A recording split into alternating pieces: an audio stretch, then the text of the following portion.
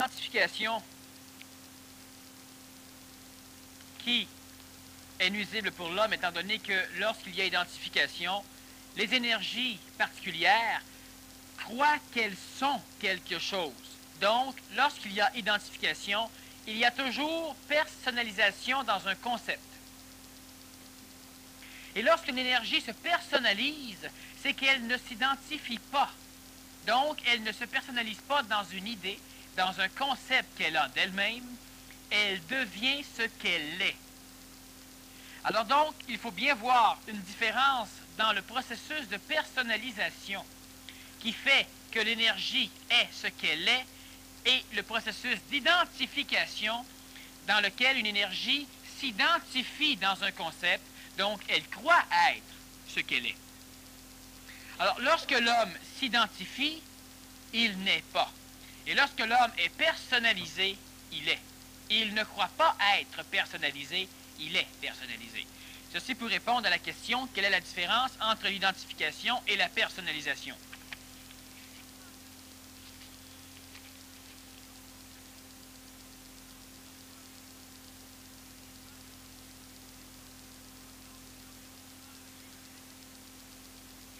Lorsqu'une personne a l'impression de revivre son enfance, ou si par exemple nous la plaçons dans un état d'hypnose et nous lui faisons régurgiter son enfance, il y a dans cette mémoire le passage de chacun des énergies, de chacune des entités qui l'ont possédée. Il y a donc une mémoire qui a enregistré ce passage. Et lorsque l'entité qui vous possède présentement, autrement dit, lorsque vous allez revivre des parties de votre enfance, ou vous allez, sous état d'hypnose, revivre presque réellement votre enfance, vous ne faites simplement que parcourir le chemin laissé par les autres. Mais ce n'est pas parce que vous revivez votre enfance que c'est votre enfance que vous revivez. Vous revivez l'enfance du corps habité par une énergie psychologique qui était à cette époque une énergie d'enfant, et c'est tout. Sachons simplement que l'énergie qui peut habiter un corps physique est déterminée par les possibilités qu'a le corps physique de la laisser l'habiter. Donc, rarement, nous allons voir un enfant de 3 ans avec une psychologie d'un adulte de 40 ans. Cela se peut. Cela est rare.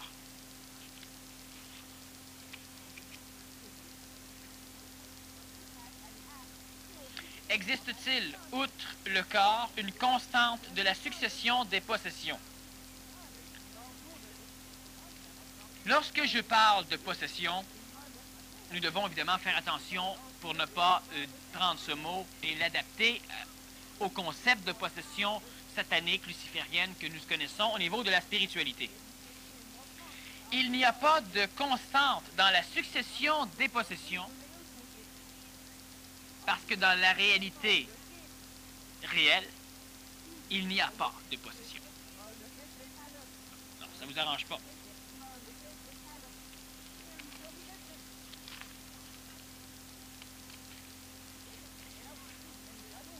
Je ne veux pas trop poursuivre sur cette réponse. Je vous suggère, pour bien comprendre cette réponse, de réécouter les 2 parties de cette conférence.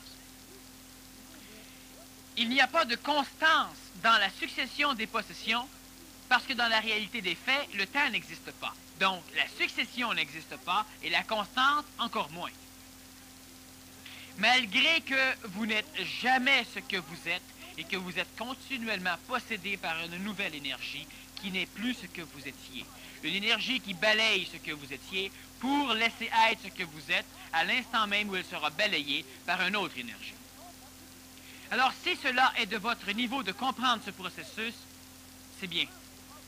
Si vous ne pouvez comprendre autrement que dans la succession de ces possessions et dans une constance de succession, alors soit il y a une constante dans la succession des possessions, et cette constante, elle est dans l'intemporalité, disons qu'elle est au millième de seconde.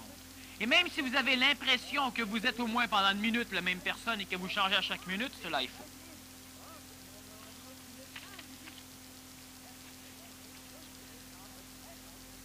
Est-ce que les formes et concepts sont habités au même titre que l'humain et indépendamment de lui?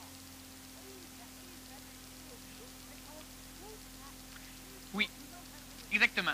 Le concept ne reste jamais intégral. Étant donné qu'il est assujetti au temps et à l'espace dans lequel il est situé, le concept, les formes, l'idée, tout ce qui est assujetti au temps, tout ce qui est de niveau astral. Donc, il faut bien aussi comprendre que le corps vital est de l'astral, mais il n'a pas d'identification psychologique. Il n'y a pas d'ego dans cet astral vital. Le corps physique est de l'astral, c'est-à-dire que c'est de la mémoire qui subit le processus de la transformation temporelle parce qu'il est matériel. Alors, si nous parlons de l'astral au niveau de la psychologie, les formes et les concepts placés dans cet astral sont continuellement transformés. Donc, jamais l'homme regarde le concept comme il l'a créé et comme il croit être. Le concept que vous avez de votre perfection change selon l'état d'être de celui qui perçoit, donc selon l'état de l'entité qui vous possède. Et donc, il change selon votre changement. Et quelle que soit la mémoire, le concept, la forme, elle est continuellement en changement. Et même si l'homme ne voit pas ce changement, le changement est là. Présentement, nous avons une structure matérielle qui est érodée par l'air, par les matières solides que nous touchons et par une usure normale de nos cellules. Nous ne voyons pas ce changement. Nous pouvons dire, j'ai été jeune, j'ai été adolescent, j'ai eu 20 ans, j'ai maintenant 40 ans, et donc il y a eu transformation. Mais l'homme ne voit cette transformation que parce qu'il voit ce qu'il a été. Sinon, vous ne voyez pas que vous vous transformez physiquement. Vous voyez que vous avez été différent, mais vous ne voyez pas présentement que vous êtes en train de vous transformer. De même, vous ne voyez pas non plus que vous êtes psychologiquement en train de vous transformer, que psychologiquement, vous êtes réhabité continuellement par des énergies différentes qui ont détruit l'énergie qui était là antérieurement. Le corps physique qui présentement est visible devant moi n'est pas le même corps qui présentement est visible devant moi. Et le corps que vous observez dans un miroir n'est pas le même corps que vous observez dans un miroir. À l'instant où le temps avance d'un millionième d'illusion, il y a eu transformation. Et vous ne pouvez pas le percevoir parce que vous ne connaissez pas la vie, parce que vous vous identifiez à l'image du corps, à l'image d'une continuité temporelle du corps qui est en relation avec le passé et quelquefois projetée dans l'avenir. Mais vous ne pouvez pas connaître la transformation du corps, de même, vous ne pouvez pas non plus connaître la transformation de votre psychologie, la transformation du mental, la transformation des connexions supramentales. Vous ne pouvez connaître que le résultat passé de ces transformations. De ce fait, vous connaissez ce qui s'est passé dans votre entité physique et automatiquement, observant ce que vous êtes présentement, vous déclarez que vous avez eu une transformation. Vous en déduisez ceci. Mais vous ne pouvez pas le savoir de par vous-même. Vous êtes obligé de vous référer à ce que votre corps a été. Et ce corps qui a été n'est pas le même corps. Il n'a pas vieilli. Il s'est transformé. C'est-à-dire que chaque parcelle d'éléments de fer qui habite le corps a été jetée à l'extérieur et vous en avez capté d'autres. Et que chaque cellule qui vous habite a été transformée dans son essence atomique, dans son essence minérale, dans son essence globale, pour rester dans la forme la même chose, mais ce n'est pas du tout les mêmes ou la même cellule qui vous habite. Jamais ce corps n'a existé. Il est là présentement et chaque parcelle de ce corps meurt présentement pour laisser une parcelle naissante prendre sa place. Et c'est la même chose au niveau du plan psychologique. Alors, les formes, les concepts, elles sont continuellement transformées parce qu'elles sont assujetties au temps.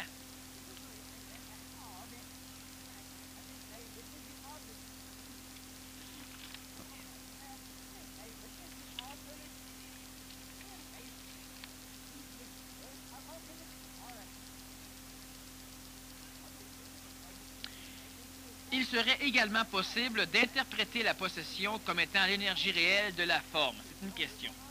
Donc, serait-il également possible d'interpréter la possession comme étant l'énergie réelle de la forme? L'énergie réelle de la forme ne peut exister que si elle n'existe pas. Ce ne sont pas des jeux de mots. L'énergie réelle de la forme existe qu'à la condition qu'elle soit réelle, donc à la condition qu'elle se transforme, donc à la condition qu'elle disparaisse à l'instant même où elle apparaît, donc à la condition qu'elle n'existe pas. Elle existe. Vous posez des questions extrêmement hautes. Je ne veux pas trop élaborer étant donné que je l'ai faite. Si vous réécoutez les deux parties de cette conférence, vous pourrez facilement comprendre les réponses telles que je les dis. Je ne tiens pas à réélaborer, étant donné que ce ne ferait que perturber simplement l'énergie qui vous habite, et ce ne serait aussi que perturber l'énergie que je tends à émettre. Donc, il serait préférable pour certaines questions que vous reveniez en arrière. L'énergie réelle ne peut exister que si elle n'existe pas, comme l'homme va être lorsque l'homme ne sera plus. Je pense, donc je ne suis pas. Je ne pense pas, donc je ne suis pas. Et j'aimerais bien que vous compreniez clairement ce que je viens de dire. Nous devons, à un moment donné, cesser les communications par tant d'explications verbales. Sinon, à quoi sert l'énergie que vous accumulez? Si je pense, je ne suis pas. Et si je ne pense pas, je ne suis pas. Que devrais-je faire?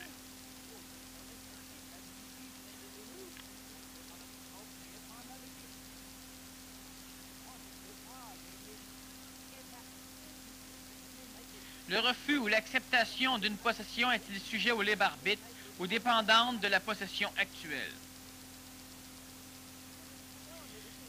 À chaque millionième de seconde, vous êtes repossédé par une nouvelle entité. Le libre arbitre de l'homme, c'est de garder l'illusion qu'il n'est pas possédé. Cela ne change rien à l'état de choses. Le libre arbitre de l'homme, c'est de garder l'illusion que son corps reste le même. Dans la réalité des faits, chaque cellule est transformée, chaque minéraux est éjecté et recanalisé par la nourriture. Le corps se transforme continuellement, sinon dans sa forme, dans sa matière, ce qui est formel, et continuellement, le corps est changé. Le libre arbitre de l'homme, c'est d'ignorer ou de voir ce changement. Il en est de même en ce qui concerne le libre arbitre face à la possession énergétique, c'est-à-dire face à votre transformation. Et vous avez le libre arbitre de voir là une évolution, une amélioration de l'ego ou une transformation réelle.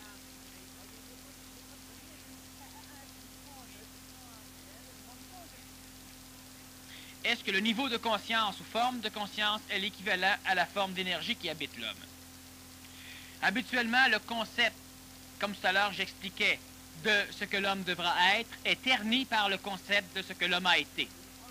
Donc, ce que l'homme exprime, et il exprime normalement son niveau de conscience. Le niveau de conscience de l'homme est l'expression ternie de la rencontre des deux concepts, celui du sera et celui du a été. C'est là le niveau de conscience de l'homme. Alors donc, il n'est pas l'équivalent de l'énergie globale qui habite l'homme. Parce que l'énergie différenciée qui habite l'homme est pure. Et cette énergie mélangée est colorée, elle est teintée, elle est ternie, et c'est là l'énergie, le taux de conscience de l'homme.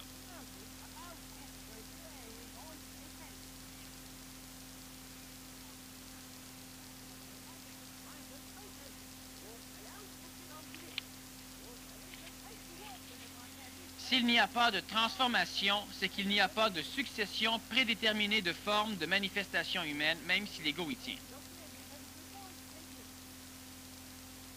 Il y a transformation, il n'y a pas nécessairement perception de cette transformation, il y a plus possiblement perception illusoire de l'amélioration, étant donné que l'ego ne veut pas se transformer, il tient à s'améliorer. Alors donc, quelle que soit la transformation, quelle que soit la succession, et les successions ne sont pas prédéterminées.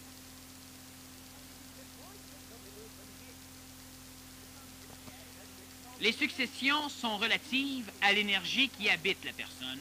Et évidemment, l'énergie qui habite la personne, elle est perturbée par l'expérience de la personne. Donc, la personne ne vit pas de possession prédéterminée. Il y a un cadre logique, que nous pouvons dire un cadre de loi, qui prédétermine la vitesse, le genre de possession, mais non pas chaque possession l'une après l'autre. C'est-à-dire qu'une énergie supérieure ne peut venir s'emboutir sur une énergie très inférieure. Donc, évidemment, l'énergie inférieure devra légèrement changer de taux vibratoire, donc accepter, transformer les réceptacles pour qu'une entité supérieure puisse lentement l'habiter. Mais il n'y a pas de processus prédéterminé dans ce phénomène.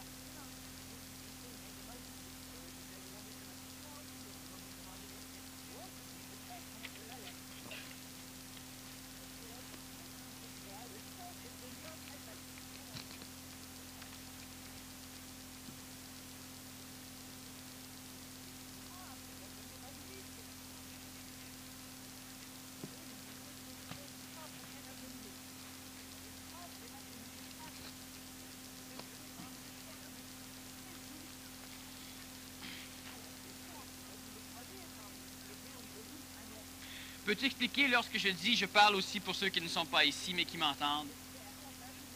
Non. Prochaine fois, vous n'aurez qu'à ne pas être ici à acheter les cassettes et vous comprendrez ce que je veux dire.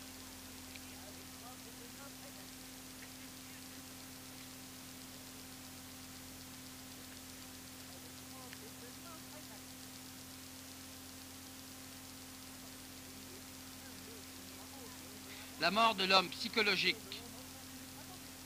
s'affirme-t-elle de façon sporadique, temporaire ou permanente?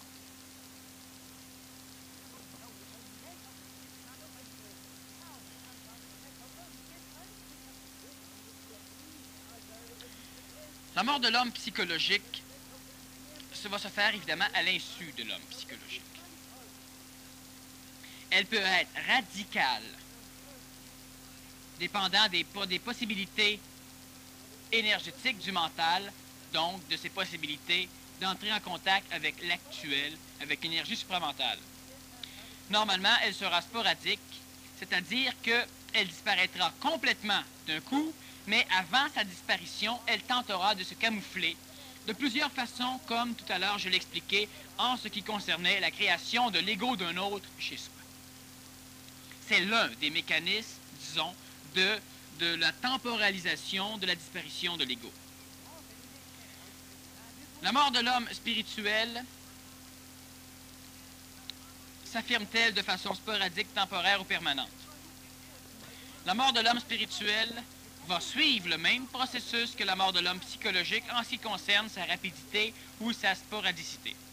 C'est-à-dire que l'homme spirituel, la mort de l'homme spirituel, évidemment, je vous répète que la mort spirituelle n'est pas une mort réelle.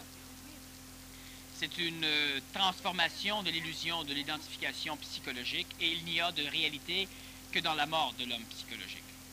Et la mort spirituelle peut se faire par différents cheminements où l'homme refuse la religion, où l'homme croit à sa manière disant qu'il ne croit pas, etc. Où l'homme peut aussi, lors d'un contact illuminatif ou illuminatoire avec une énergie hautement spirituelle, l'homme peut entrer directement en contact et oublier son ego pour accepter l'ego de la religion, l'ego du maître, l'ego du Dieu. Donc la mort spirituelle, c'est la même chose.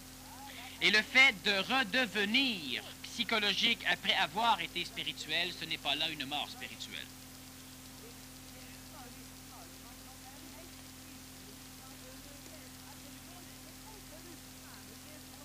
Quand tu parles de mort, est-ce une énergie qui se transmute? Si oui, est-ce qu'elle est transmutée à quelque chose de plus haut? La mort n'existe pas. La mort, c'est une disparition. Mais étant donné que rien n'a le temps d'exister, rien n'a le temps de mourir. Nous revenons toujours sur ce maudit phénomène du temps psychologique qui nous permet de nous rappeler qu'une chose est passée par là. Donc, de nous rappeler que cette chose ne passe plus, donc de dire « elle a été, elle n'est plus ». Si l'homme n'aurait pas de mémoire, il serait drôlement avantagé, parce qu'il n'y aurait pas de mort. La mort n'est pas une transmutation nécessairement. La mort est simplement un état de choses qui est né de la dualité visionnée par la psychologie identifiée dans les mémoires du passé pour essayer d'entrer en relation avec une entité que l'homme appelle la vie. Lorsqu'une énergie disparaît de la perception de l'homme, il y a mortalité pour l'homme.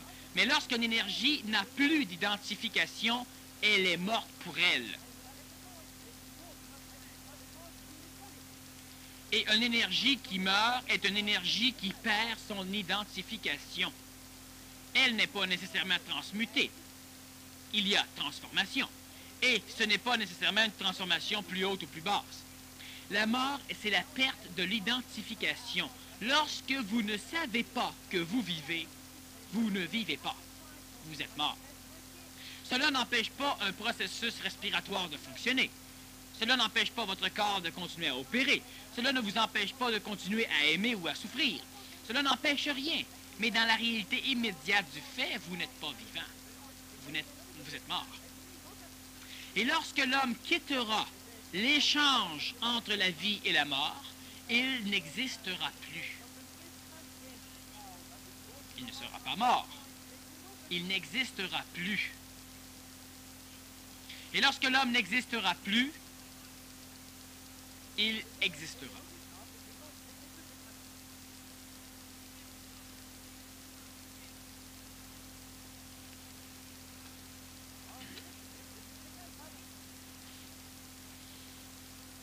J'ai déjà dit qu'à un moment donné, vous devriez commencer à réfléchir. C'est le temps.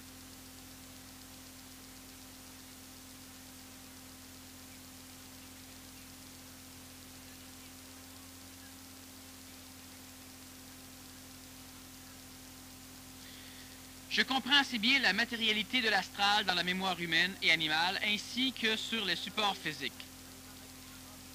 Pourrais-tu m'expliquer la matérialité de l'astral ailleurs, comme par exemple l'air, les annales akashiques, etc.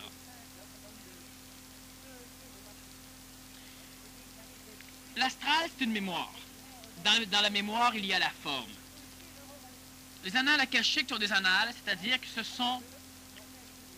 cela représenterait une mémoire non colorée des événements qui ont été incrustés par le passage de l'évolution de la planète. Je dis bien non colorées parce qu'elles ont été enregistrées sans émotion. Et normalement, les annales akashiques, selon la réalité, disons dans leur intrinsèquité, seront reliées à la mémoire mentale. C'est-à-dire qu'elles ont enregistré un événement sans enregistrer l'émotion reliée à l'événement.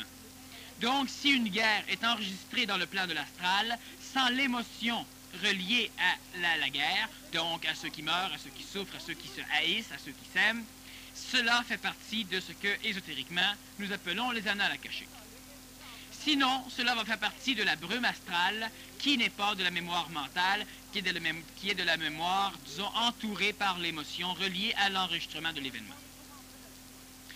Alors donc, chaque fois que nous avons une forme, et qu'est-ce qu'une forme? Une forme, c'est une mémoire, c'est une forme, c'est une énergie qui a une apparence qui nous permet de la reconnaître. Et là, c'est une forme.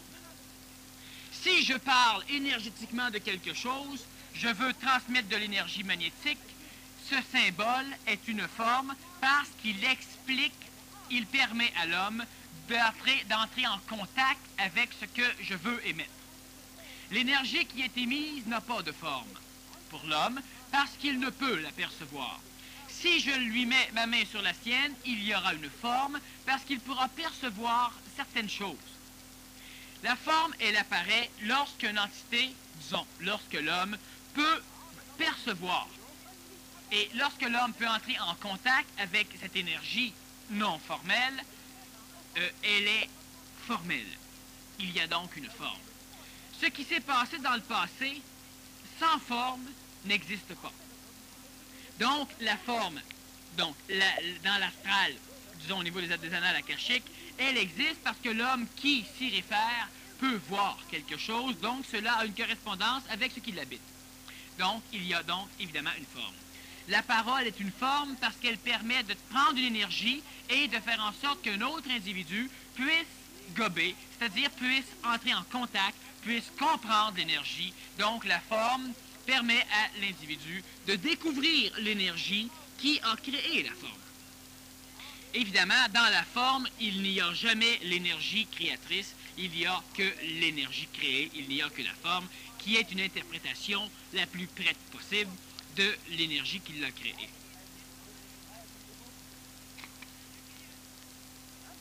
Je ne veux pas trop répondre à la question, pas pousser trop loin, étant donné que, disons, dans plusieurs conférences du vendredi, on a souvent élaboré ce genre de phénomène astral, et je crois que si la personne se repose la question en écoutant ces cassettes, qu'elle a déjà en sa possession, elle pourra facilement avoir les réponses. Sinon, qu'elle se les pose à haute voix et qu'elle essaie elle-même d'y répondre, elle finira elle-même par comprendre. La réincarnation n'existe pas, explique. Qu'est-ce que je devrais expliquer? Le processus qui amène l'homme à entrevoir le concept de la réincarnation et qui lui fait poser une question comme celle-ci? Ou développer un autre concept pour essayer d'expliquer que la réincarnation n'existe pas? Alors donc, on a deux questions dans cette question. Pourquoi la réincarnation existerait-elle? La réincarnation, elle existe. Mais elle n'existe pas. C'est amusant de voir que lorsque nous nous adressons à l'homme psychologique, à celui qui tend à vivre, à celui qui tient à vivre, à celui qui a sa mémoire de vécu, nous pouvons répondre à la réincarnation existe. Et lorsque nous nous adressons à l'énergie mentale ou lorsque nous exprimons, disons, une réalité, la réincarnation n'existe pas. Pourquoi la réincarnation existerait-elle? Parce qu'il y a mortalité. Pourquoi y a-t-il mortalité? Parce qu'il y a la vie et disparition de celle-ci. Pourquoi y a-t-il la vie et disparition de celle-ci? Parce qu'il y a mémorisation de la vie. Parce que nous savons qu'il y a eu et nous percevons qu'il n'y a pas. Comparons ces deux perceptions, nous déclarons qu'elle est morte. Elle est disparue. Va-t-elle revenir? Et si elle revient, de quelle façon va-t-elle revenir? Nous accréditons le concept de la réincarnation après avoir refusé le concept du paradis, de l'Éden. C'est la même chose.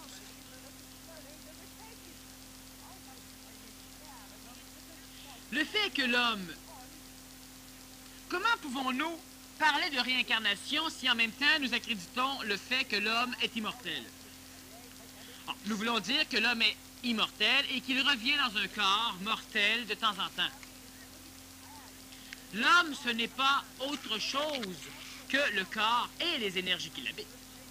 Si l'homme est immortel, le corps se doit d'être immortel. Et le corps se transforme, il ne meurt pas.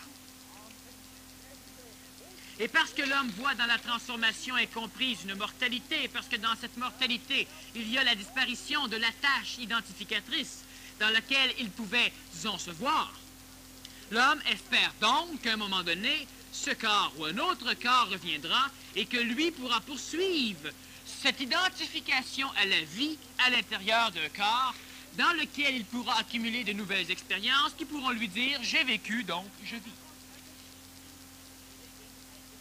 Mais l'homme ne saura pas plus qu'il vit, il saura qu'il a vécu. Et il interprétera cette chose en disant « je vis ». Je vis parce que je pense. Donc, je vis parce que je me souviens. C'est tout. L'homme ne peut pas percevoir la vie autrement que parce qu'il se souvient. Je pense, donc je suis. Cela veut dire je me souviens, donc je suis.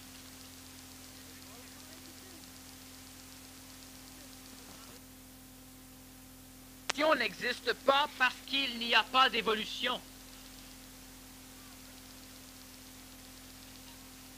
Il y a transformation. Il y a procession. Mais il n'y a pas d'amélioration. Vous exprimez dans la réalité un état de choses. Vous n'exprimez pas une amélioration. Vous exprimez que vous êtes bien ou vous exprimez que vous êtes mal. Vous n'exprimez pas un changement entre les deux. Vous exprimez un état de choses. Et dans la disparition de l'entité physique, il y a expression d'un état de choses. Il n'y a pas de mort ou de vie. Il n'y a pas de temps. Il y a le temps parce que l'homme se souvient, c'est-à-dire que l'homme a comme idéologie illusoire que parce qu'il se rappelle dans l'actuel des choses qui sont dans l'actuel, dans un autre état vibratoire que dans l'état matériel, et que l'homme appelle le passé, l'homme prend conscience de ce qu'il appelle le temps. Mais il n'y a pas plus de temps. Il n'y a pas de réincarnation.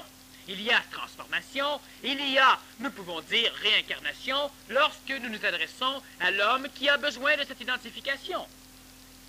J'ai déjà expliqué longuement lors d'une conférence, la réincarnation, les différents processus de différentes formes de réincarnation. Et j'ai été à cette conférence extrêmement diplomate pour expliquer à l'homme que lorsque le corps apparaissait, différentes formes d'énergie, de personnalités différentes, pouvaient venir se fusionner ou pouvaient venir se rassembler selon leur appel vibratoire et se réincarner ensemble dans ce corps. Et j'ai appelé ce processus réincarnation pluralitaire. Et le premier processus de l'homme lors de son évolution, ou en réalité de sa transformation, était l'acceptation de ces personnalités réincarnatives de façon à en faire une fusion, de façon à devenir une nouvelle personnalité qui ne serait plus assujetti à des hautes d'humeur et des basses humeurs, à des idées et à des illusions, à plusieurs expressions divergentes et différentes, comme si elle était habitée par plusieurs formes d'énergie, ce qui est le cas.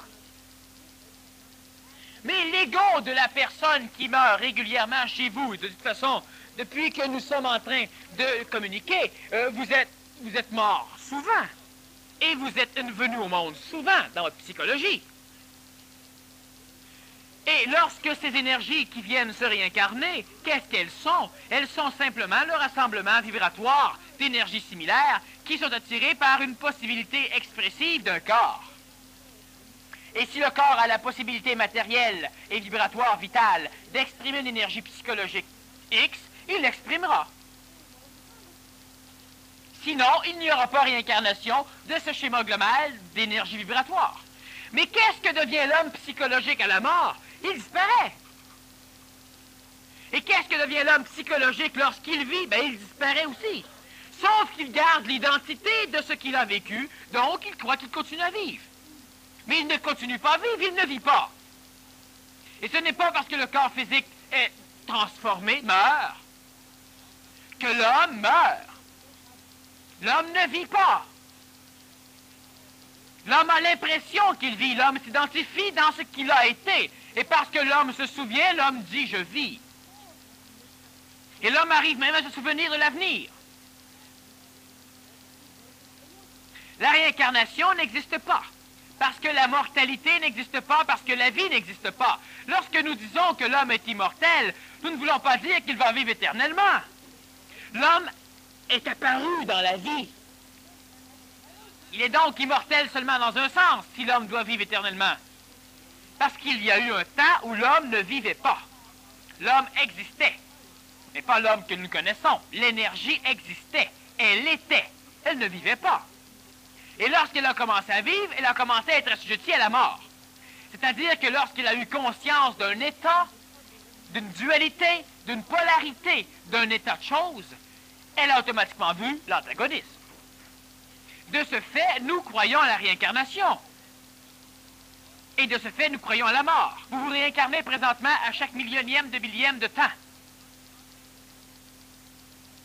C'est-à-dire que vous êtes différents. Et lorsque l'entité physique disparaît, ce n'est pas parce que nous aurons un autre corps physique que vous, tel que vous êtes, avec l'identification à votre passé tel que vous l'avez, vous allez revenir dans ce corps. Si cela était vrai, vous pourriez me parler immédiatement de ce que vous avez fait dans votre autre vie. Vous ne vous en rappelez pas.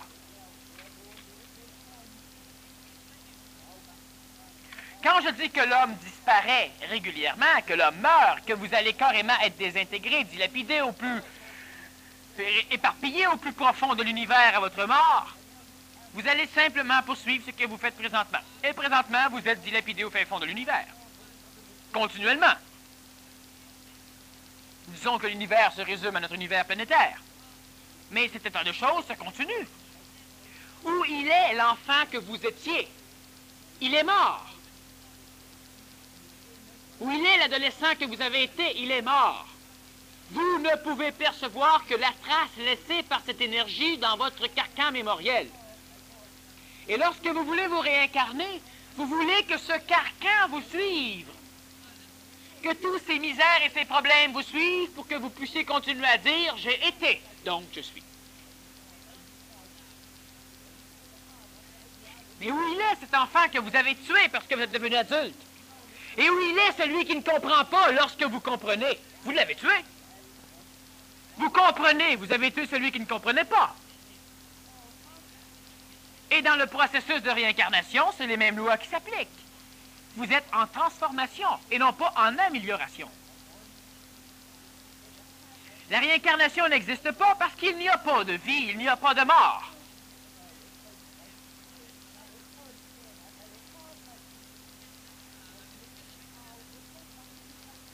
Les processus de la réincarnation tels que l'ego le conçoit et tels que je l'ai expliqué lors de la conférence La réincarnation étaient adaptés à la psychologie qui tentait de se conscientiser.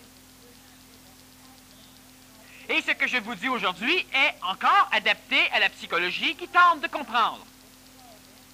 Mais évidemment, il y a beaucoup plus d'éléments qui pourront permettre au mental de percevoir.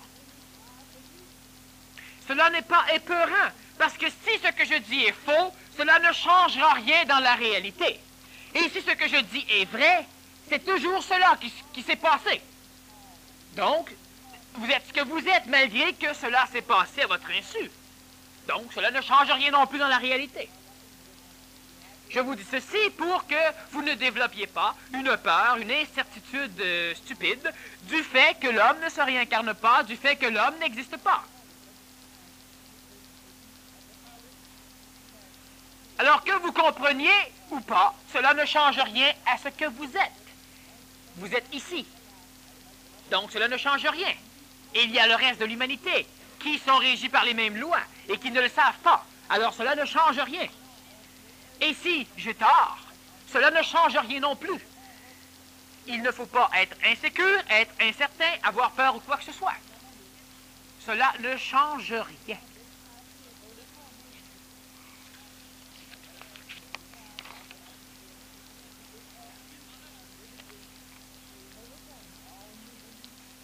Tu as mentionné que les gens qui ont des migraines ont une psychologie particulière. Peux-tu élaborer?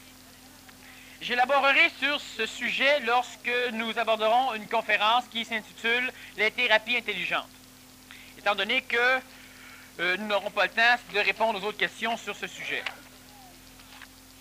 Alors, la personne, elle était sans doute à la conférence d'hier où j'ai répondu quand même relativement suffisamment pour l'instant, et dans l'attente de cette prochaine conférence, je préfère ne pas répondre.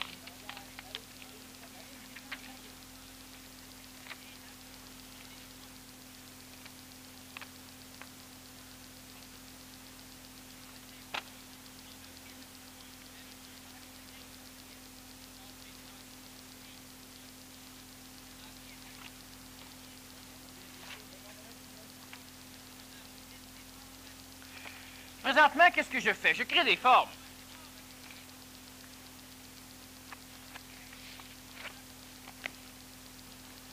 Parce que toutes les questions que j'ai passées sont des questions que j'ai répondues.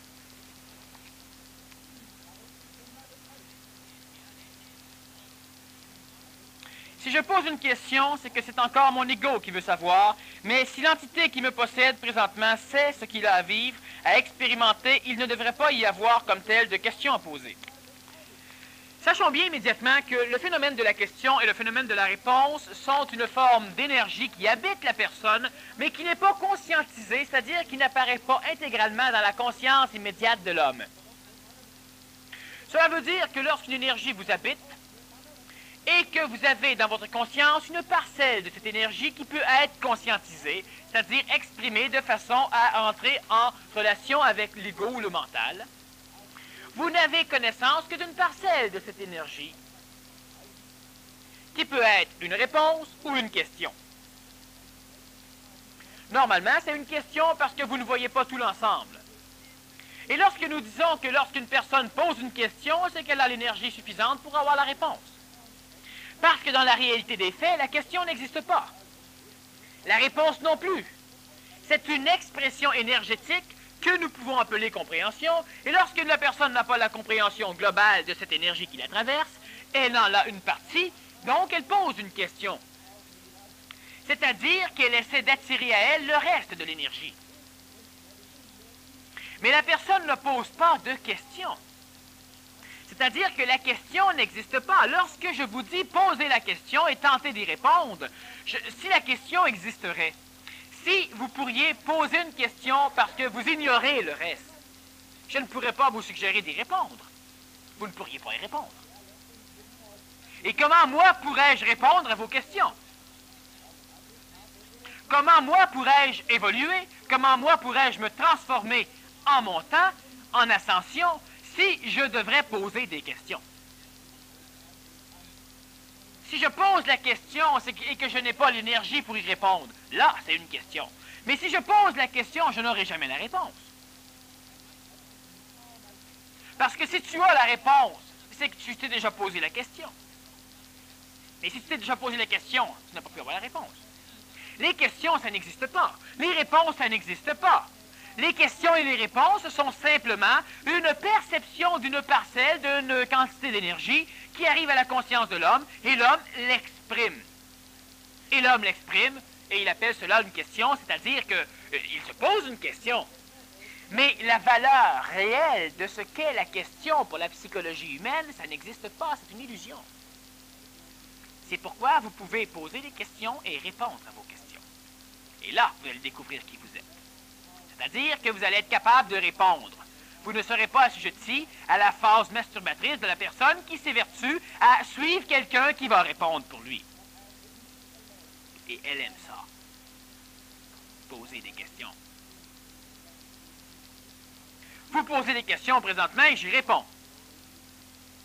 Mais j'y réponds étant donné que je sais que vous êtes capable de comprendre. Et pourquoi êtes-vous capable de comprendre? Parce que vous avez l'énergie de poser la question, donc vous avez aussi la réponse. Et ce processus, nous l'acceptons présentement, étant donné que l'homme entrevoit toujours la question parce qu'il entrevoit qu'il est le vermisseau qui n'a que la capacité de poser la question et jamais de poser la réponse. Donc, posez-en des questions, mais essayez d'y répondre aussi.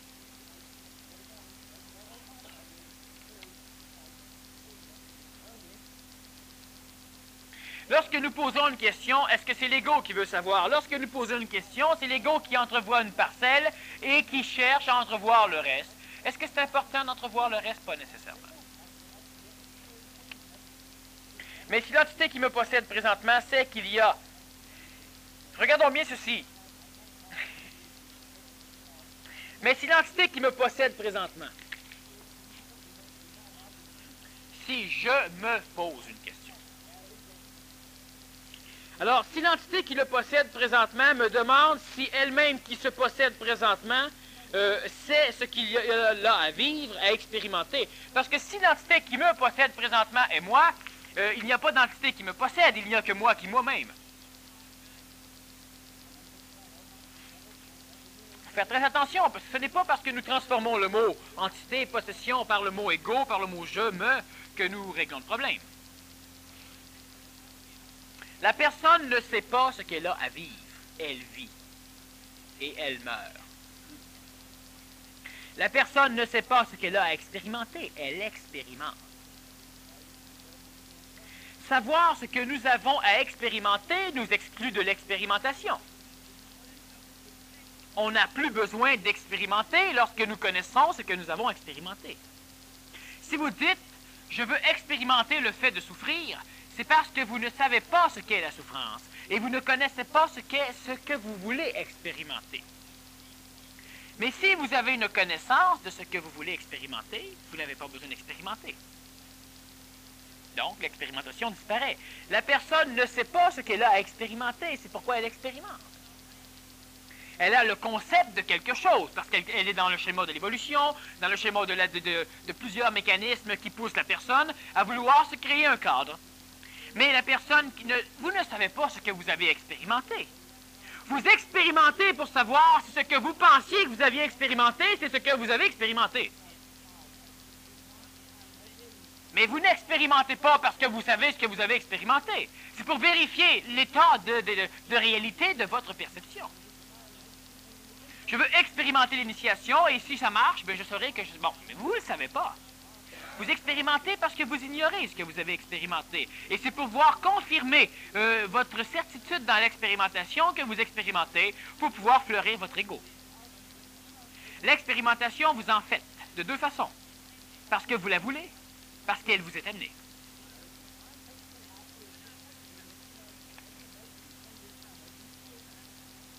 Donc, l'entité, vous autres, vous ne savez pas ce que vous avez à expérimenter. Et vous ne posez pas de questions, vous avez des énergies. Pourquoi fait-il soleil? Tu as l'énergie de découvrir qu'il fait soleil. Tu as l'énergie d'expliquer pourquoi il fait soleil. Oh, mais ce ne sera pas nécessairement la très bonne réponse. Mais la question n'est pas non plus la bonne question. Tu auras la réponse qui va avec l'énergie de la question, parce que la question et la réponse sont la même chose, ils n'existent pas. Posez-moi une question présentement que vous n'avez pas à répondre. Une question que vous n'avez même pas l'énergie de poser la question. Vous ne pourrez pas. Et si vous avez l'énergie de poser la question, c'est que vous avez l'énergie d'être dans un état où vous percevez la chose. Et vous demandez pourquoi la chose. La percevant, observez-la, vous aurez la réponse. La question réelle de pourquoi, parce que je ne sais pas, ça n'existe pas. Ça n'existe pas.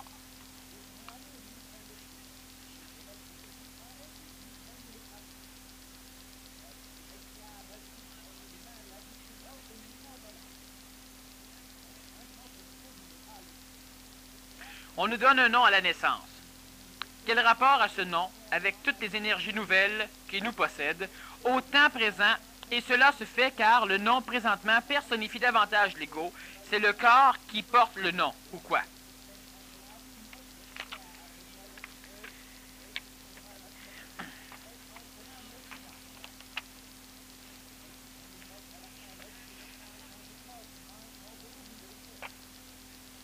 Le nom que l'on vous donne à la naissance est un nom qui tend à attirer une protection égrégorienne astrale sur vous. C'est-à-dire qu'il vous manipule. On vous donne un nom pour vous désigner, et normalement, on donne un nom en relation avec les mémoires de personnes disparues, ou avec un événement particulier pour se rappeler. Donc, le nom est automatiquement relié à un égrégore, et selon le nom que vous allez porter, vous aurez à suivre les perturbations reliées à l'égrégore de ce nom. Mais nous devons faire attention à la prononciation du nom, en plus du nom. Nous devons faire attention à la progression évolutive de ce nom.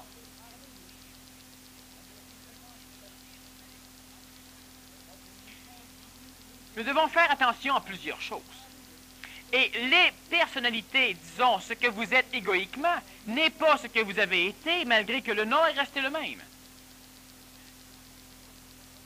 Parce que le nom détermine certaines affinités, parce que la prononciation du nom détermine certaines affinités avec l'égrégore de ce nom. Et cela n'empêche pas, mais cela n'empêche pas du tout les énergies qui vous habitent, c'est-à-dire votre ego, de se transformer. Mais il restera en relation avec les probabilités ou les possibilités laissées par, premièrement, le corps physique, deuxièmement, l'entourage qui prononce le nom, et troisièmement, l'égrégore du nom. Mais l'homme se transforme sans cesse. Le nom se transforme sans cesse. On ne prononce pas le nom de la même façon. Et l'énergie reliée au nom change continuellement, même si elle reste dans la même lignée. Ce qui fait que le fait de prononcer votre nom différemment transforme quelque chose. Le fait que vous-même, vous parliez en prononçant votre nom transforme quelque chose. Et le fait de changer une lettre, le fait de changer le temps de prononciation, le fait de changer de nom change énormément de choses. Mais ce n'est pas parce que nous changeons de nom que nous changeons tout. Nous ne faisons que changer le cadre grégorien qui vient nous perturber un peu. Si un jour je décide que je m'appelle Philippe, qu'est-ce que je suis? Un roi? Philippe de Macédoine? Ou si je suis l'un des esclaves de Néron? Le fait de changer de nom change des choses. Mais le fait de changer de nom ne change rien au processus de transformation égoïque qui se fait régulièrement. Il est bon de connaître son nom. Il est bon de connaître ce qu'il signifie au niveau des égrégores. Qu'est-ce qu'il émet comme onde de forme, c'est-à-dire qu'est-ce qu'il attire? Quelle tradition il a? Quelle consonance vibratoire il a? Et le fait de changer de nom a un rapport. Mais lorsque nous changeons de nom égoïquement, nous conservons quand même des fallacieuses tendances à être assujettis à des mécanismes grégoriens reliés au nom. Alors, ce n'est pas parce que je dis Béatrice que le corps physique de Béatrice cesse de se transformer. Le corps physique de Béatrice à 5 ans est mort à 5 ans et 1 jour. Et il est mort à 5 ans et 2 jours. Et le corps de Béatrice adulte n'est pas la Béatrice enfant. Et la psychologie du Béatrice adulte n'est pas la psychologie de la Béatrice enfant. Mais il y a une connotation qui réglera un peu son cheminement. Il fut un temps où, à Sainte-Justine, j'ai pu me rendre compte que j'avais 6 patients qui avaient des fractures de la jambe droite, et là-dessus 4 s'appelaient Sylvain. Et j'ai pu découvrir à cette époque qu'effectivement, selon le nombre de pathologies et de blessures, surtout de blessures, qu'on avait eu un rapport entre les noms. Mais on avait quand même des Daniel, des Pierre qui avaient une fracture de la jambe droite. On avait par contre un laps de temps où j'avais plus de Sylvain qui avaient qui avaient eu à peu près le même accident. Mais la psychologie change régulièrement parce qu'il y a la prononciation du nom, il y a la fréquence de prononciation, il y a la fréquence où vous écrivez votre nom, il y a tellement de mécanismes qui vous êtes assujetti légèrement à votre nom autant que votre nom est assujetti par votre psychologie. Donc elle se transforme elle aussi au fur et à mesure que le temps passe.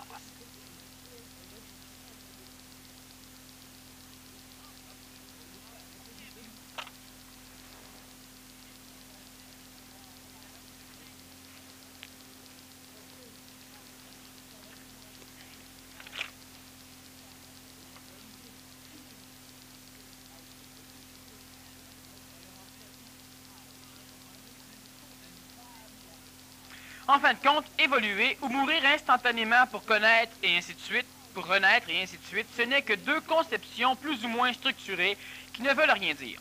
L'homme n'a qu'à exprimer ce qu'il a à exprimer. Cependant, cette expression est modulée par cet ensemble de concepts. SVP commenter. Évidemment, je ne peux pas commenter l'idée de la personne qui pose la question. Cela est évident. Évoluer ou mourir instantanément pour renaître et ainsi de suite, ce n'est que 2 conceptions plus ou moins structurées qui ne veulent rien dire. Cela est faux. Elles veulent dire énormément. C'est exactement comme si qui ne veulent rien dire ne veut rien dire. Mais qui ne veut rien dire veut dire quelque chose.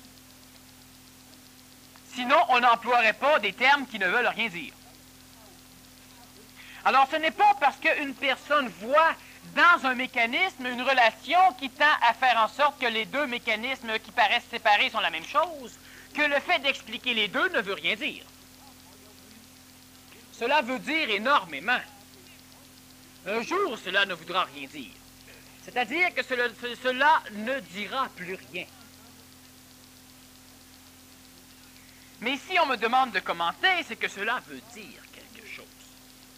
Et si la personne s'attache au mot sur mot, à la forme du mot, sans voir la différence qui existe sous la forme du mot, cela ne veut rien dire. C'est comme de dire, présentement je crois que je suis ici, mais en fin de compte peut-être que je ne suis même pas là.